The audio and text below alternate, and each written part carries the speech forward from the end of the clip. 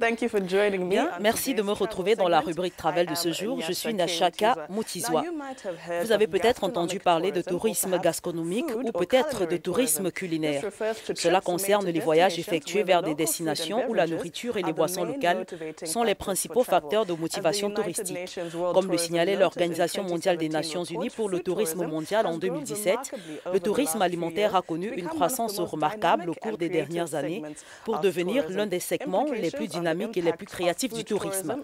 Les conséquences sur l'impact du tourisme alimentaire sont les suivantes: couverture médiatique positive pour les entreprises et le pays, trafic touristique accru, augmentation du nombre de réservations de touristes Le tourisme gastronomique étant un attrait touristique croissant, les hôtels et les agences de voyage peuvent promouvoir certains plats en organisant régulièrement des visites uniquement pour les préparer. Peut-être des tournées à thème tribal, par exemple avec le Nigeria qui compte plus de 300 tribus.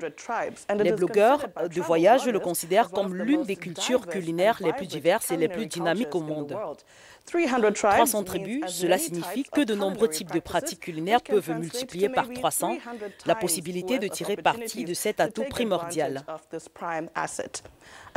Une autre stratégie consiste à faire appel aux influenceurs de médias sociaux, en particulier les blogueurs spécialisés dans l'alimentation. Certains d'entre eux ont un nombre considérable d'internautes, ce qui contribuerait à accroître la publicité d'un hôtel ou d'un restaurant. L'examinateur des médias sociaux a publié un rapport sur le marketing des médias sociaux en 2016 qui montre que 37% des spécialistes du marketing considèrent que le marketing visuel est la forme de contenu la plus importante, suivie du blogging. En outre, les sites de réseaux sociaux tels que Instagram et Snapchat, qui couvrent principalement le contenu visuel, photos et vidéos, peuvent être considérés comme des outils à utiliser dans le marketing virtuel. Les festivals gastronomiques sont un autre moyen de communication à considérer. Du Festival de la gastronomie de Lagos au Nigeria au Festival de la bière du Cap en Afrique du Sud, ils offrent des possibilités illimitées à tous les acteurs de l'industrie de la restauration et du tourisme. Une entreprise a ainsi une opportunité d'avoir un stand et d'annoncer et vendre ses produits. Aujourd'hui, les ministères du tourisme africains utilisent de plus en plus les festivals pour inviter les touristes à vivre une expérience unique du pays, de la culture et de leur alimentation. Souvenez-vous du festival Rolex en Ouganda. Dans ce pays d'Afrique de l'Est, Rolex ne se réfère pas à la montre de luxe, mais autant à un sandwich fourré à l'œuf. Nous avons récemment rencontré le fondateur du festival, Enid Mirembe, qui est un grand défenseur du tourisme alimentaire.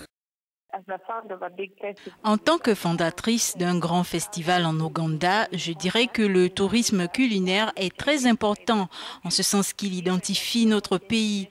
C'est à partir de notre culture culinaire que l'on s'identifie. Oui, c'est de là que j'ai eu l'idée. Le tourisme culinaire est l'un des grands secteurs dans le monde à côté de la faune et de la culture. Nous avons aussi le tourisme culinaire où l'on peut identifier rapidement les destinations à partir de leurs mets. Exemple, l'Italie et la pizza. Quand vous allez en Europe, ils ont une culture du vin, les sushis japonais, les nouilles chinoises. Chaque région a des aliments différents. Nous avions donc besoin de quelque chose qui puisse nous unir en tant que pays et je dois dire qu'il est très important que le tourisme culinaire génère des emplois. Lorsqu'un touriste arrive dans un pays, nous devons savoir qu'il soutient toute une chaîne de personnes, la chaîne de distribution de la valeur.